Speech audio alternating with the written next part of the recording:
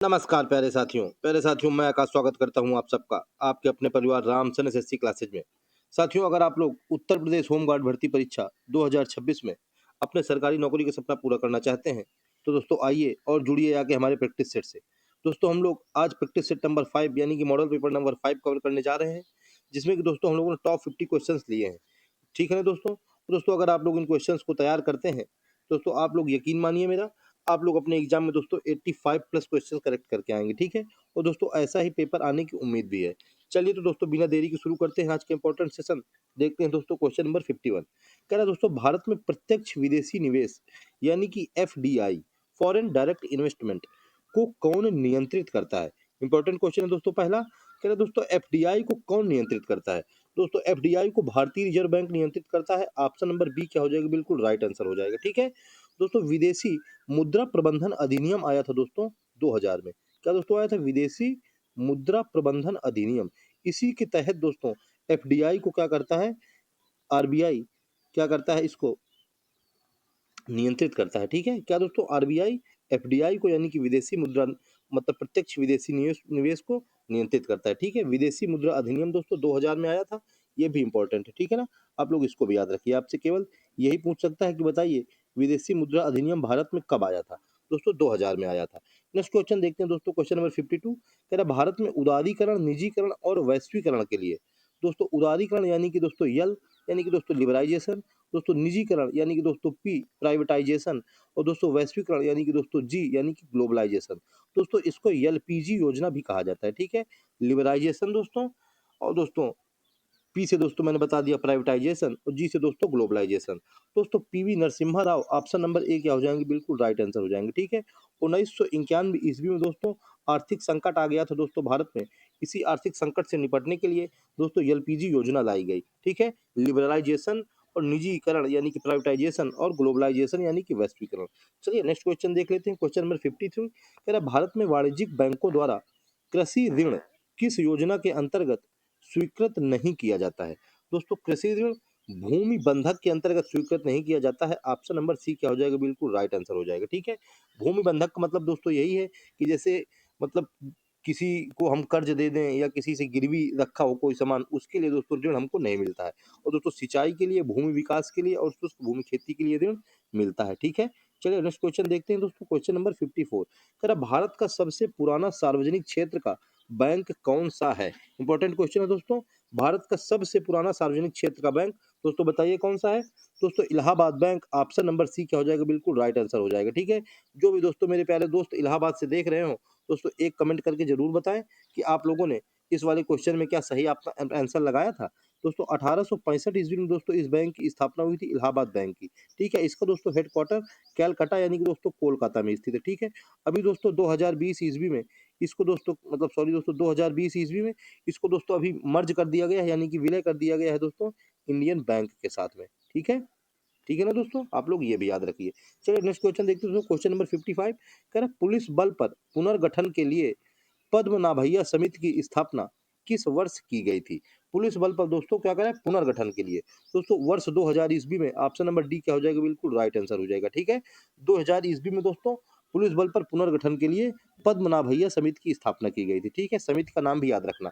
Next question देखते हैं, question number 56 दोस्तों। कह रहा है थाने में मानव अधिकार संरक्षण के लिए आप किस प्रकार कार्य करेंगे? दोस्तों थाने में मानव अधिकार संरक्षण के लिए सुप्रीम कोर्ट के निर्णय डीके बसु बनाम पश्चिम बंगाल के निर्देश का पालन करेंगे। ऑप्शन नंबर ए क्या हो जाएगा? बिल्कुल राइट आंसर हो जाएगा। ठीक है? डीके बसु दोस्तों बनाम पश्चिम बंगाल को जो मामला है, इस मामले में दोस्तों बताया गया सबसे पहले दोस्तों 1997 में दोस्तों ये मामला आया, आप लोग ये पता रखिए। और दोस्तों इस मामले में बताया सुप्रीम कोर्ट ने, माननीय उच्चतम न्यायालय ने दोस्तों, कि दोस्तों जो गिरफ्तारी करने वाले पुलिस को आदमी होंगे, और दोस्तों जो पूछताछ करने वाले कौन? दोस्तों गिरफ्तार जो करेंगे दोस्तों, जो किसी को लेके जाते हैं, और दोस्तों जो पूछताछ करते हैं, तो उसको दोस्तों सुप्रीम कोर्ट ने आदेश दिया कि दोस्तों ये लोग अपने पदनाम सहित स्पष्ट पहचान पत्र होगा दोस्तों, और दोस्तों नाम टैग अपना धारण किए रहेंगे। ठीक है? तो दोस्तों इसी के अनुसार थाने में मानव संरक्षण अधिकार का कार्य चलेगा। ठीक है?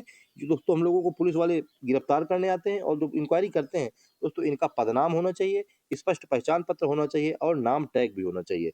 नेक्स्ट क्वेश्चन देखते हैं, कन्या सुमंगला योजना का उद्देश्य क्या है?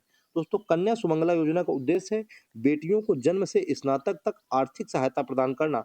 ऑप्शन नंबर सी क्या हो जाएगा, बिल्कुल राइट आंसर हो जाएगा। ठीक है, कन्या सुमंगला योजना में दोस्तों 25,000 रुपए दिए जाते हैं जन्म से लेकर स्नातक तक की शिक्षा के लिए, जो दोस्तों आर्थिक वर्ग से मतलब आर्थिक रूप से पिछड़ी है। दोस्तों 6 चरणों में दी जाती हैं। ठीक है, कितने चरणों में? 6 चरणों में दोस्तों ये 25,000 रुपए दिए जाते हैं। ठीक है, आपसे यही पूछ सकता है कि बताइए कन्या सुमंगला योजना में जो 25,000 रुपए की धनराशि दी जाती है वो कितने चरणों में प्रदान की जाती है? दोस्तों 6 चरणों में। चलिए नेक्स्ट क्वेश्चन दोस्तों देखते हैं, क्वेश्चन नंबर 58 कह रहा है विदेश व्यापार महानिदेशालय यानी कि डीजीएफटी। दोस्तों DGFT directorate general of foreign trade, ठीक है, directorate general of foreign trade, विदेश व्यापार महानिदेशालय किस मंत्रालय के अंतर्गत आता है? दोस्तों वाणिज्य एवं उद्योग मंत्रालय के अंतर्गत आता है। ऑप्शन नंबर डी क्या हो जाएगा, बिल्कुल राइट आंसर हो जाएगा। ठीक है, वाणिज्य एवं उद्योग मंत्रालय के अंतर्गत। चलिए नेक्स्ट क्वेश्चन देखते हैं, कह रहा है ऐसी अर्थव्यवस्था जिसमें निजी क्षेत्र और सरकार दोनों हो कहलाती है। तो सबको पता है मिश्रित अर्थव्यवस्था हमारे भारत की है। ऑप्शन नंबर सी क्या हो जाएगा, बिल्कुल राइट आंसर हो जाएगा। ठीक है, इसमें दोस्तों निजी क्षेत्र और दोस्तों सरकार दोनों मिल करके काम करते हैं। ठीक है, इसी वजह से हमारे देश की अर्थव्यवस्था मिश्रित अर्थव्यवस्था है। चलो नेक्स्ट क्वेश्चन देखते हैं, कह रहा है निम्नलिखित में से कौन सी एक विद्युत चुंबकीय तरंग नहीं है? दोस्तों विद्युत चुंबकीय तरंग भूकंपीय तरंग नहीं है। ऑप्शन नंबर डी क्या हो जाएगा, बिल्कुल राइट आंसर हो जाएगा। ठीक है, दोस्तों विद्युत चुंबकीय तरंगों की खास बात होती है कि दोस्तों ये निर्वात में भी चल सकती हैं। ठीक है, यानी कि निर्वात का मतलब होता है दोस्तों वैक्यूम में, जहां दोस्तों कोई इन्वायरमेंट ना हो, जहां दोस्तों कुछ ना हो, वहां पे भी दोस्तों चलती है। और दोस्तों ये प्रकाश की स्पीड से चलती हैं, 3 × 10⁸ मीटर प्रति सेकंड की स्पीड से। ठीक है, और दोस्तों ये निर्वात यानी कि वैक्यूम में भी चलती हैं। और दोस्तों ये विद्युत चुंबकीय तरंगे होती हैं यानी कि इलेक्ट्रोमैग्नेटिक वेव्स। नेक्स्ट क्वेश्चन देखते हैं, कह रहा है भारत के किस राज्य में नंदा देवी जैव मंडल रिजर्व बायोस्फीयर रिजर्व स्थित है? जैव मंडल रिजर्व को बायोस्फीयर रिजर्व कहते हैं। अगर आप बताइए नंदा देवी कहाँ? सबको दोस्तों पता है नंदा देवी उत्तराखंड में। ऑप्शन नंबर डी क्या हो जाएगा, बिल्कुल राइट आंसर हो जाएगा। इंपॉर्टेंट दोस्तों बायो रिजर्व है नंदा देवी बायो रिजर्व, ये दोस्तों 2004 में है। ठीक है, और इसको दोस्तों जैव मंडल में मतलब यूनेस्को की विश्व जैव मंडल सूची में दोस्तों 2004 ईस्वी में इसको शामिल किया गया है। ठीक है, 2004 ईस्वी में दोस्तों नंदा देवी जैव मंडल रिजर्व ये दोस्तों यूनेस्को की जैव मंडल रिजर्व की सूची में 2004 में शामिल हो गया। चलिए नेक्स्ट क्वेश्चन देख लेते हैं, क्वेश्चन नंबर 62 कह रहा है किस प्रोटोकॉल का उद्देश्य चरणबद्ध तरीके से HFC का उपयोग समाप्त करना है? दोस्तों HFC का उपयोग समाप्त क्यों करना है? क्योंकि दोस्तों ये हमारे ओजोन लेयर यानी कि O3 लेयर को दोस्तों बहुत नुकसान पहुंचाती है। दोस्तों जो HFC होती है यानी कि हाइड्रोफ्लोरोकार्बन, ये दोस्तों हमारी जो एसी होती है दोस्तों और जो रेफ्रिजरेटर होती है इसमें दोस्तों यूज में आती है। ठीक है, तो हमसे पूछ रहे हैं कि बताइए किस प्रोटोकॉल का उद्देश्य था कि इसको धीरे धीरे समाप्त किया जाए? दोस्तों Montreal Protocol, option number C क्या हो जाएगा, बिल्कुल राइट आंसर हो जाएगा। ठीक है, मॉन्ट्रियल प्रोटोकॉल 1987 ईस्वी में दोस्तों मॉन्ट्रियल प्रोटोकॉल हुआ था। और दोस्तों लेकिन इसमें इसको मतलब लागू करने के लिए कहा गया और फिर दोस्तों ये 1989 ईस्वी से प्रभावी हुआ धीरे धीरे। और दोस्तों 2040 के अंत तक दोस्तों इसमें लक्ष्य रखा गया है कि हम लोग हाइड्रोफ्लोरोकार्बन को 85% तक कम कर देंगे। कितना दोस्तों? 85% तक कह रहे हैं कि कम कर देंगे। चलिए नेक्स्ट क्वेश्चन देखते हैं, क्वेश्चन नंबर 63 कह रहा है कार्यस्थल पर महिलाओं के यौन उत्पीड़न को रोकने वाला कानून कौन सा है? यौन उत्पीड़न को दोस्तों रोकने वाला कानून कह रहा है, बताइए कौन सा है? दोस्तों विशाखा अधिनियम, ऑप्शन नंबर बी क्या हो जाएगा, बिल्कुल राइट आंसर हो जाएगा। ठीक है, विशाखा अधिनियम 1997 ईस्वी में दोस्तों ये विशाखा एक्ट आया था। इसमें दोस्तों सुप्रीम कोर्ट ने मतलब निर्देश दिए थे और कहा था कि महिलाओं को सुरक्षित और सम्मानजनक कार्य ये दोस्तों उपलब्ध कराया जाएगा। ये दोस्तों जहां वो काम करेंगी उनके दोस्तों जो हेड होंगे उनका ये जिम्मेदारी होगी। ठीक है, दोस्तों विशाखा अधिनियम इंपॉर्टेंट क्वेश्चन दोस्तों इस वजह से हो जाएगा क्योंकि महिलाओं वाला क्वेश्चन है। मैं दोस्तों पर डे बताता हूँ, आप लोगों को कहना ना पड़े, आप लोग इसको बिल्कुल अपने दिमाग पे छाप लीजिए। चलिए नेक्स्ट क्वेश्चन देखते हैं, क्वेश्चन नंबर 64 कह रहा है दोस्तों कंप्यूटर शब्दावली में 1 गीगाबाइट के समान है जीबी। दोस्तों हम लोग पर डे बात कर मतलब अभी अब तो थोड़ा जीबी का काम कम हो गया, नहीं तो जीबी कितने जीबी की आपकी चिप है, हमें मूवी डाल दिए जीबी जीबी जीबी। दोस्तों 1 गीगाबाइट 1024 मेगाबाइट्स के बराबर होती है। ऑप्शन नंबर डी क्या हो जाएगा, बिल्कुल राइट आंसर हो जाएगा। ठीक है, 1 जीबी बराबर दोस्तों 1024 MB। ठीक है, मेगाबाइट्स 1 जीबी बराबर 1024 MB। और दोस्तों 1 मेगाबाइट्स बराबर होता है कितना, मतलब 1 किलोबाइट बराबर मतलब एक ये जो टेराबाइट दिया हुआ है 1024, ये दोस्तों 1 पेटाबाइट के बराबर होता है। किसके बराबर? 1 पेटाबाइट, 1 पीटी 1 पेटाबाइट। ठीक है, और ये जो 1024 किलोबाइट दिया है ये दोस्तों 1 MB के बराबर हो जाता है। ठीक है ना। चलिए नेक्स्ट क्वेश्चन देखते हैं, कह रहा है घरेलू हिंसा अधिनियम यानी कि डोमेस्टिक वायलेंस एक्ट कब लागू हुआ? ये भी इंपॉर्टेंट क्वेश्चन है। डोमेस्टिक वायलेंस एक्ट दोस्तों घर में स्त्रियों के ऊपर दोस्तों, हमारी महिलाओं के ऊपर दोस्तों वायलेंस होता था, इसी वजह से दोस्तों डोमेस्टिक वायलेंस एक्ट लाया गया। कह रहा है बताइए कब से लागू हुआ? दोस्तों ये 2006 से लागू हुआ। ऑप्शन नंबर ए क्या हो जाएगा? बिल्कुल राइट आंसर हो जाएगा। ठीक है, 2005 ईस्वी में दोस्तों इसको पारित किया गया और दोस्तों ये 2006 ईस्वी से प्रभावी हो गया। और दोस्तों इसका उद्देश्य क्या है? इसका दोस्तों उद्देश्य है महिलाओं को घरेलू हिंसा, शोषण और प्रताड़ना से दोस्तों कानूनी सुरक्षा प्रदान करना। चलिए नेक्स्ट क्वेश्चन देखते हैं, क्वेश्चन नंबर 66। कह रहा है अप्रैल 2025 में किस राज्य ने सारथी चैटबॉट लॉन्च किया है? दोस्तों सारथी चैटबॉट हरियाणा ने लॉन्च किया है। ऑप्शन नंबर ए क्या हो जाएगा? बिल्कुल राइट आंसर हो जाएगा। ठीक है, हरियाणा ने दोस्तों सारथी चैटबॉट लॉन्च किया है। और दोस्तों सबको पता होना चाहिए कि आरबीआई ने भी दोस्तों सारथी चैटबॉट लॉन्च किया। ठीक है, आपसे अगर ये पूछ ले। चलिए नेक्स्ट क्वेश्चन देखते हैं। कह रहे ध्वनि तरंग की आवृत्ति मापने की मानक इकाई है। दोस्तों आप लोग अब कमेंट करके बताइए, क्योंकि दोस्तों ये 2 बार क्वेश्चन मैं पिछले प्रैक्टिस सेट में भी करा चुका हूँ। बताइए दोस्तों आप लोग कमेंट करके, मीटर है, हर्ट्ज है कि न्यूटन है कि मीटर प्रति सेकंड है? जल्दी बताइए दोस्तों। दोस्तों हम लोगों का ऑप्शन नंबर बी क्या हो जाएगा? बिल्कुल राइट आंसर हो जाएगा। ठीक है, आप लोग दोस्तों टाइम लगा रहे हैं। ऑप्शन नंबर बी यानी कि दोस्तों हर्ट्ज क्या हो जाएगा? ध्वनि की दोस्तों मानक इकाई हो जाएगी। ठीक है, चलिए नेक्स्ट क्वेश्चन देख लेते हैं दोस्तों। क्वेश्चन नंबर हम लोग पहुंच गए हैं 68 में। कह रहे दोस्तों खाली स्थान ने एटम बम का आविष्कार किया था। दोस्तों एटम बम की वजह से पूरा जो हमारा वर्ल्ड वार छिड़ा हुआ है, ये दोस्तों एटम बम की वजह से छिड़ा हुआ है। ठीक है, ईरान कह रहा है कि दोस्तों हम एटम बम बनाएंगे और दोस्तों अमेरिका और इजराइल कह रहा है कि हम एटम बम बनाने नहीं देंगे। दोस्तों J Robert Oppenheimer, option number A क्या हो जाएगा? बिल्कुल राइट आंसर हो जाएगा। ठीक है ना, जे रॉबर्ट ओपेनहाइमर। दोस्तों मैं जो इतनी देर बात करता रहता हूँ दोस्तों, इस वजह से बात करता रहता हूँ दोस्तों, आप लोग तब तक ऑप्शन देख के इसमें आंसर अपना कमेंट कर दीजिए करिए। ठीक है, चलिए नेक्स्ट क्वेश्चन देखते हैं, क्वेश्चन नंबर 69।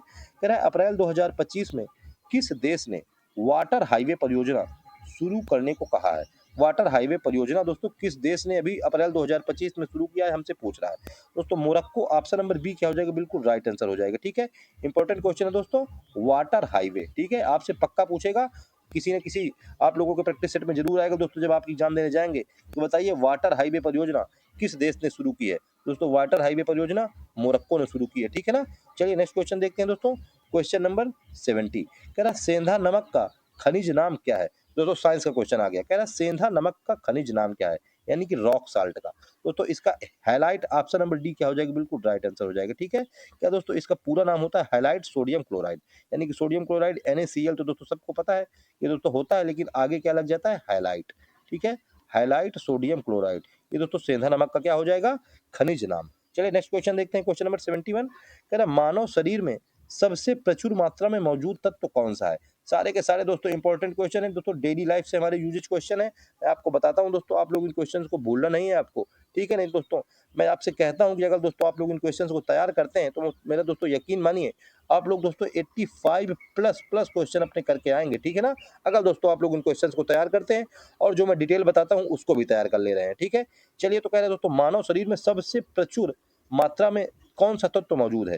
दोस्तों ऑक्सीजन। ऑप्शन नंबर बी क्या हो जाएगा? बिल्कुल राइट आंसर हो जाएगा। ठीक है, सबसे प्रचुर मात्रा में दोस्तों ऑक्सीजन पाया जाता है। ठीक है, क्या दोस्तों? ऑक्सीजन, उसके बाद दोस्तों हो जाएगा कार्बन, उसके बाद दोस्तों हाइड्रोजन, फिर उसके बाद दोस्तों नाइट्रोजन, उसके बाद दोस्तों कैल्शियम और उसके बाद फास्फोरस। ठीक है, oxygen, carbon, hydrogen, nitrogen, calcium और फास्फोरस। चलिए नेक्स्ट क्वेश्चन देख लेते हैं, क्वेश्चन नंबर दोस्तों 72। कह रहा है खुर वाले जानवरों के आमाशय का सबसे बड़ा हिस्सा कौन सा होता है?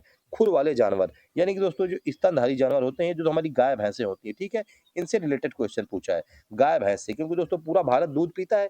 तो बताइए अमूल दूध जब पिएगा तो बताइए क्वेश्चन का आंसर भी। कह रहा है कि खुर वाले जानवरों के आमाशय का सबसे बड़ा हिस्सा कौन सा होता है? दोस्तों रूमेन। ऑप्शन नंबर ए क्या हो जाएगा? बिल्कुल राइट आंसर हो जाएगा। ठीक है, रूमेन। इसको दोस्तों क्या कहते हैं? इसको दोस्तों प्रथम पेट भी कहते हैं। ये दोस्तों पहला हिस्सा होता है। इसमें जानवर क्या दोस्तों, ये जो चारा खाते हैं दोस्तों, घास और भूसा वगैरह, सबसे पहले दोस्तों वे खाने को रूमेन में ले जाते हैं, जहाँ पे दोस्तों वे रूमेन में क्या होता है, इनका खाना नरम होता है। ठीक है, रूमेन में क्या दोस्तों, भोजन नरम हो जाता है। उसी के बाद दोस्तों ये लोग जुगाली करते हैं। जुगाली करना दोस्तों आप लोग जानते हैं ना, ये जो जानवर बैठे बैठे मुंह चलाते रहते हैं, इसको दोस्तों जुगाली करना कहते हैं। पहले दोस्तों रूमेन में खाना जाता है, वहाँ दोस्तों खाना नरम होता है, उसके बाद दोस्तों फिर ये लोग जुगाली करके अपना भोजन पचाते हैं। चलिए नेक्स्ट क्वेश्चन देखते हैं, क्वेश्चन नंबर 73। कह रहा है एक वयस्क मानव हृदय का औसत वजन खाली स्थान होता है। वयस्क मानव हृदय का कह रहे हैं, बताइए औसत वजन कितना होता है? दोस्तों लगभग 300 ग्राम होता है। ऑप्शन नंबर बी क्या हो जाएगा? बिल्कुल राइट आंसर हो जाएगा। ठीक है, लगभग दोस्तों 300 ग्राम मेल में होता है। ठीक है, मेल में दोस्तों कितना होता है 300 से लगभग 350 ग्राम तक, तो औसत लगभग 300 ग्राम। दोस्तों फीमेल में होता है लगभग 200 से, मतलब 200 कह रहा हूँ दोस्तों, 250 से लगभग 300 ग्राम तक। ठीक है, ये दोस्तों मेल और फीमेल का हो जाएगा। इंपॉर्टेंट क्वेश्चन है दोस्तों सारे के सारे, क्योंकि दोस्तों हम लोगों से रिलेटेड ही क्वेश्चन है। चलिए नेक्स्ट क्वेश्चन देखते हैं दोस्तों। क्वेश्चन नंबर 74 कह रहा है हम आलू के पौधे का कौन सा भाग खाते हैं। दोस्तों पूरे भारत में आधे घरों में दोस्तों आलू की सब्जी पर डे बनती है। अब दोस्तों अगर ये क्वेश्चन भी आप लोगों को ना आए तो फिर दोस्तों अब एग्जामिनर क्या करेगा, इन क्वेश्चन को तो पूछेगा ही। तो कह रहा है दोस्तों बताइए हम आलू के पौधे का कौन सा भाग खाते हैं। दोस्तों तना, ऑप्शन नंबर डी क्या हो जाएगा, बिल्कुल राइट आंसर हो जाएगा। ठीक है, और आलू में दोस्तों विटामिन सी पाया जाता है, कौन सा दोस्तों, विटामिन सी, बी कॉम्प्लेक्स, और दोस्तों आयरन, कैल्शियम, मैग्नीज, फास्फोरस तत्व होते हैं। ठीक है, चलिए नेक्स्ट क्वेश्चन देखते हैं। कह रहा है दोस्तों कि हांगुल यानी कि कश्मीरी बारासिंगा यानी कि हिरण किस राष्ट्रीय उद्यान में पाए जाते हैं। हांगुल दोस्तों, इसको कहा कश्मीरी बारासिंगा भी कहते हैं या कश्मीरी हिरण भी कहते हैं। ये दोस्तों डाचीग्राम राष्ट्रीय उद्यान, ऑप्शन नंबर ए क्या हो जाएगा, बिल्कुल राइट आंसर हो जाएगा। ठीक है, डाचीग्राम दोस्तों राष्ट्रीय उद्यान में पाए जाते हैं। चलिए नेक्स्ट क्वेश्चन देख लेते हैं दोस्तों। क्वेश्चन नंबर 76 कह रहा निम्नलिखित में से किस गैस के रिसाव के कारण भोपाल गैस त्रासदी हुई थी। इंपॉर्टेंट क्वेश्चन है दोस्तों। 1984 ईस्वी में दोस्तों भोपाल गैस त्रासदी हुई थी। इसमें दोस्तों बहुत से लोग मारे गए थे, भयानक दुर्घटना थी दोस्तों ये। इसमें दोस्तों यूनियन कार्बाइड कंपनी थी। कंपनी का नाम क्या था दोस्तों, कंपनी का नाम था दोस्तों यूनियन कार्बाइड। ये दोस्तों कीटनाशक बनाती थी, और दोस्तों कीटनाशक बनाती थी। और कौन सी गैस दोस्तों, गैस थी दोस्तों methyl isocyanate. Option number B क्या हो जाएगा, बिल्कुल राइट आंसर हो जाएगा। ठीक है, मिथाइल आइसोसाइनेट दोस्तों गैस, जहरीली गैस का रिसाव हो गया था, और दोस्तों बहुत से लोग मारे गए थे। यूनियन कार्बाइड कंपनी थी। ठीक है, और दोस्तों 1984 की बात है।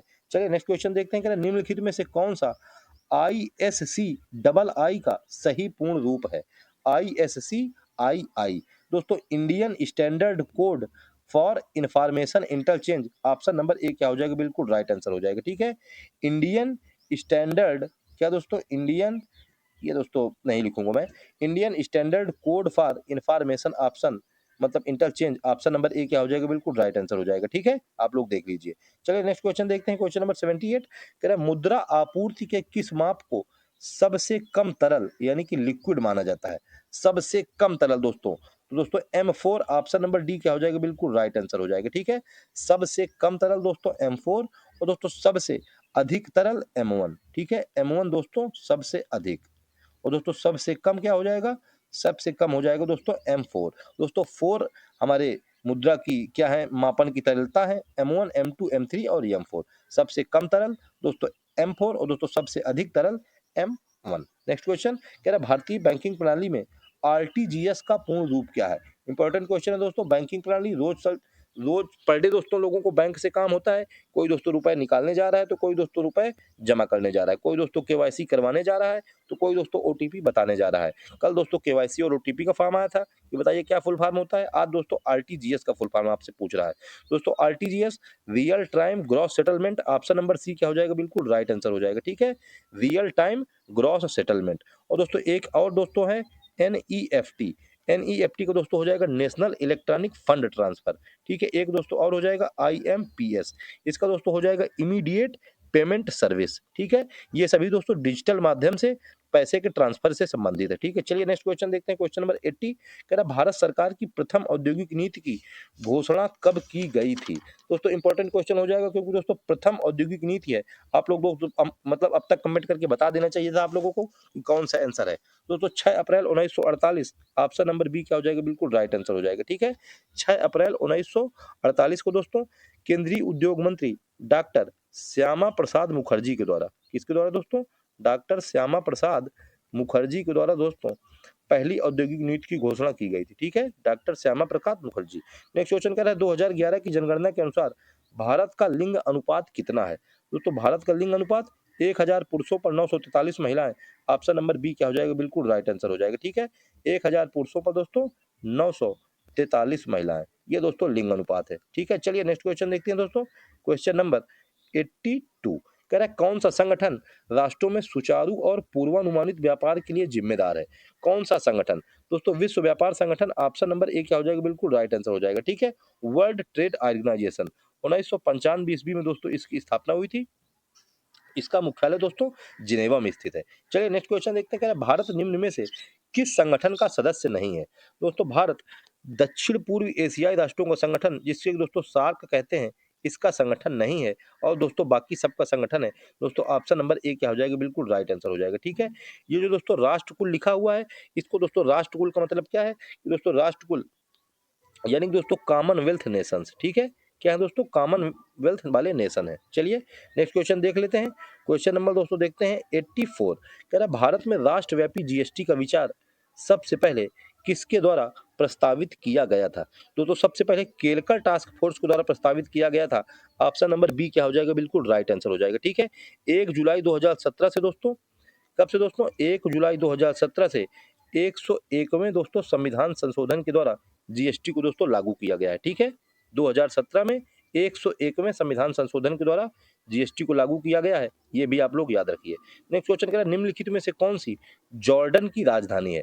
कैपिटल से भी दोस्तों एक क्वेश्चन पर डे आप लोगों को मतलब आता है, यानी कि आप लोगों को इस सेट में आप लोग जब एग्जाम देंगे तो आप लोगों के एग्जाम में एक या दो एक क्वेश्चन तो जरूर पूछेगा आपसे राजधानी का। दोस्तों जॉर्डन की राजधानी अम्मान हो जाएगी। ऑप्शन नंबर डी क्या हो जाएगा? बिल्कुल राइट आंसर हो जाएगा। ठीक है, क्या दोस्तों? जॉर्डन की राजधानी अम्मान। चलिए नेक्स्ट क्वेश्चन देखते हैं। कह रहा है भारत में राष्ट्रीय दुग्ध दिवस किस महीने में मनाया जाता है? दोस्तों राष्ट्रीय दुग्ध दिवस 26 नवंबर को मनाया जाता है। ऑप्शन नंबर क्या हो जाएगा दोस्तों? बी हम लोगों को बिल्कुल राइट आंसर हो जाएगा। ठीक है, 26 नवंबर को दोस्तों हर साल राष्ट्रीय दुग्ध दिवस मनाया जाता है। ठीक है, डॉक्टर वर्गीज कुरियन के जन्म दिवस पर। इसके दोस्तों डॉक्टर वर्गीज कुरियन के जन्म दिवस पर दोस्तों 26 नवंबर को मनाया जाता है हर वर्ष राष्ट्रीय दुग्ध दिवस। नेक्स्ट क्वेश्चन देखते हैं। कह रहा है वैज्ञानिक और औद्योगिक अनुसंधान विभाग डीएसआईआर की स्थापना किस वर्ष हुई थी? तो डीएसआईआर की स्थापना 1985 ईस्वी में हुई थी। ऑप्शन नंबर बी क्या हो जाएगा? बिल्कुल राइट आंसर हो जाएगा। ठीक है, डीएसआईआर वैज्ञानिक और औद्योगिक अनुसंधान विभाग। चलिए नेक्स्ट क्वेश्चन देखते हैं। क्वेश्चन नंबर दोस्तों 88 कह रहा है जेन आयर की मतलब जेन आयर किस लेखक ने लिखी है? जेन आयर ये दोस्तों पुस्तक है दोस्तों, इसको लिखा है चार्लोट ब्रांटे ने। ऑप्शन नंबर डी क्या हो जाएगा? बिल्कुल राइट आंसर हो जाएगा। ठीक है, चार्लोट ब्रांटे ये दोस्तों एक ब्रिटिश लेखिका है दोस्तों, और दोस्तों उपन्यासकार है। कौन है दोस्तों? ब्रिटिश लेखिका और उपन्यास चार्लोस ब्रांटे, जेन आयर। नेक्स्ट क्वेश्चन करें मौलाना आजाद एजुकेशन फाउंडेशन के पदेन अध्यक्ष कौन है? मौलाना आजाद दोस्तों केंद्रीय अल्पसंख्यक मामलों के मंत्री। ऑप्शन नंबर डी क्या हो जाएगा? बिल्कुल राइट आंसर हो जाएगा। ठीक है, केंद्रीय अल्पसंख्यक मामलों के दोस्तों जो मंत्री होते हैं वो दोस्तों मौलाना आजाद एजुकेशन फाउंडेशन के अध्यक्ष होते हैं। ठीक है ना, चलिए नेक्स्ट क्वेश्चन देखते हैं। इंपॉर्टेंट क्वेश्चन था दोस्तों ये वाला। क्वेश्चन नंबर 90 कह रहा भारतीय वाणिज्य एवं उद्योग महासंघ यानी कि दोस्तों फिक्की की स्थापना किस वर्ष की गई थी? फिक्की यानी कि दोस्तों federation of Indian chambers of commerce and industry 1927 ईस्वी में दोस्तों। ऑप्शन नंबर सी क्या हो जाएगा? बिल्कुल राइट आंसर हो जाएगा। ठीक है दोस्तों, इसका हेडक्वार्टर न्यू दिल्ली में स्थित है। कहाँ है दोस्तों हेडक्वार्टर इसका? हेडक्वार्टर दोस्तों न्यू दिल्ली में है। और दोस्तों इसकी स्थापना महात्मा गांधी की सलाह पर घनश्याम दास बिरला और पुरुषोत्तम दास ठाकुर द्वारा की गई थी। नेक्स्ट क्वेश्चन देखते हैं दोस्तों। क्वेश्चन नंबर 91 कह रहा है डुगोंग किस जैवमंडल संरक्षण क्षेत्र का प्रमुख जीव है? तो डुगोंग मन्नार की खाड़ी का प्रमुख जीव है। ऑप्शन नंबर बी क्या हो जाएगा? बिल्कुल राइट आंसर हो जाएगा। ठीक है, 1980 ईस्वी में दोस्तों तमिलनाडु में दोस्तों इसको स्थापित किया गया था। ठीक है, तमिलनाडु में मन्नार की खाड़ी में। चलिए नेक्स्ट क्वेश्चन देखते हैं दोस्तों। क्वेश्चन नंबर दोस्तों 92 कह रहा है पूर्व में भारत की सीमा किन किन देशों से लगती है? दोस्तों पूर्व में भारत की सीमा म्यांमार और बांग्लादेश से लगती है। ऑप्शन नंबर डी क्या हो जाएगा? बिल्कुल राइट आंसर हो जाएगा। ठीक है, वैसे दोस्तों भारत की द्वीप सीमा 7 देशों से लगती है। ठीक है, आपको मैं दोस्तों पर डे बताता हूँ कौन कौन से दोस्तों देश हो जाएंगे। पाकिस्तान, उसके बाद दोस्तों हो जाएगा अफगानिस्तान, उसके बाद दोस्तों हो जाएगा चीन, उसके बाद दोस्तों हो जाएगा नेपाल, उसके बाद दोस्तों हो जाएगा भूटान, और उसके बाद दोस्तों म्यांमार और बांग्लादेश ये मैंने बता दिए। ठीक है, तो दोस्तों बांग्लादेश, म्यांमार, भूटान, और उसके बाद दोस्तों नेपाल, चीन, अफगानिस्तान और पाकिस्तान। नेक्स्ट क्वेश्चन करा उत्तर प्रदेश के किस जिले में यूरेनियम पाया जाता है? दोस्तों ललितपुर में यूरेनियम पाया जाता है। ऑप्शन नंबर सी क्या हो जाएगा? बिल्कुल राइट आंसर हो जाएगा। ठीक है, बहुत ही इंपॉर्टेंट क्वेश्चन है दोस्तों। यूरेनियम का यूज दोस्तों क्योंकि परमाणु ईंधन के रूप में होता है दोस्तों, इस वजह से आपके इंपॉर्टेंट के लिए बहुत इंपॉर्टेंट है।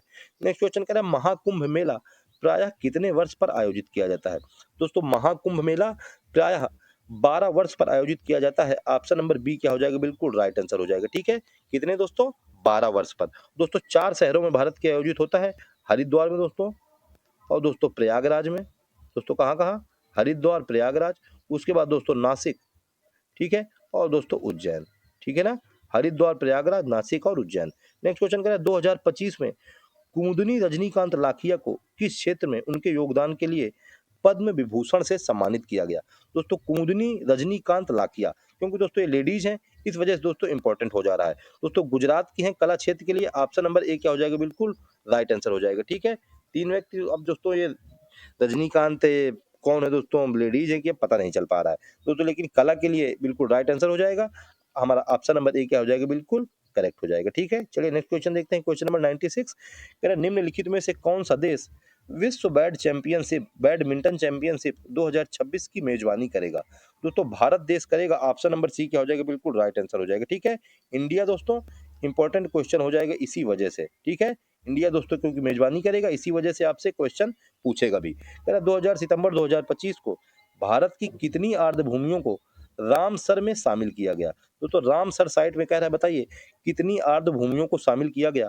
दोस्तों 2 आर्द्रभूमियों को शामिल किया गया। ऑप्शन नंबर ए क्या हो जाएगा, बिल्कुल राइट आंसर हो जाएगा। ठीक है, एक दोस्तों बिहार की गोकुल जलाशय और एक दोस्तों उदयपुर झील को। इस प्रकार दोस्तों कुल मिला के 93 रामसर स्थल हो गए हैं दोस्तों भारत में। ठीक है, चलिए नेक्स्ट क्वेश्चन देखते हैं दोस्तों। क्वेश्चन नंबर 98 कह रहा है निवेश सारथी पोर्टल द्वारा निम्नलिखित में से कौन सी सेवा प्रदान नहीं की जाती है। निवेश सारथी पोर्टल दोस्तों उद्योगों के लिए भूमि आवंटित करना। ऑप्शन नंबर सी क्या हो जाएगा, बिल्कुल राइट आंसर हो जाएगा। ठीक है दोस्तों, नवंबर 2022 ईस्वी में उत्तर प्रदेश सरकार द्वारा दोस्तों शुरू किया गया था निवेश सारथी पोर्टल। ठीक है, इंपॉर्टेंट है दोस्तों, उत्तर प्रदेश सरकार द्वारा शुरू किया गया है इसी वजह से। चलिए नेक्स्ट क्वेश्चन देखते हैं। कह रहा है दोस्तों की लोकसभा एवं राज्य विधानसभाओं और दिल्ली विधानसभा में महिलाओं को 33% आरक्षण किस संशोधन द्वारा दिया गया। दोस्तों महिला का ये कम से कम 5वां या 7वां क्वेश्चन है। तो हर एक क्वेश्चन महिला का दोस्तों आपके एग्जाम में आने की 100% से ज्यादा संभावना रखता है। 100% दोस्तों क्या संभावना होती है। तो दोस्तों ऑप्शन नंबर सी 1006वां संविधान संशोधन हम लोगों को बिल्कुल राइट आंसर हो जाएगा। ठीक है, 2023 ईस्वी में दोस्तों 106वां संविधान संशोधन किया गया, जिसके तहत दोस्तों 33% आरक्षण को मान्यता प्रदान की गई।